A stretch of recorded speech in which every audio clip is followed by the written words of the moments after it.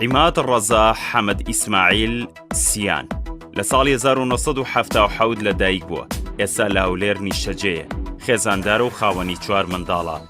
لە ساڵی 1998ەوە پەیوەندی کردووە بە کاری ئیسلامیەوە. پیشەی ئێستای یەکەم ڕاگەیاندکارە، دووەم ئەندامی کارەی سەندیکای ڕۆژنامەنووسانی کوردستانە، سێەم هونەرمەندە، چوارەم ڕێبەری گەشتیاری حەج و عەمرەیە. هەڵگری بڕوانامەی یەکەم بەکالێرۆس لە زانستە شەرعیەکان، بەشی بنەماکانی ئاین لە زانکۆی ئیمامە عەظەم، دووەم دیبلۆم لە بەشی ڕاگەاندن لە پەیمانگای تەکنیکی هەولێر، سێەم دیبلۆم لە زانستە شەرعیەکان لە پەیمانگای ئیمامی شافعی.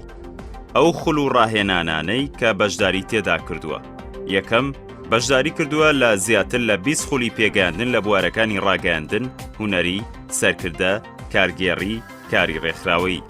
دووەم لە نێو ڕاگەاندنی ئیسلامیدا بە بەردەوامی ئەم کارانەی ئەنجام داوە: بێژەری، پەیامنێری، بەرپرسی بەشی هونەری، وەرگێڕی، دۆبلێری. شارەزای و لێهاتووی هەیە لە: یەکەم ڕاگەاندن، هونەر، خۆشنووسی، زمانی عەرەبی.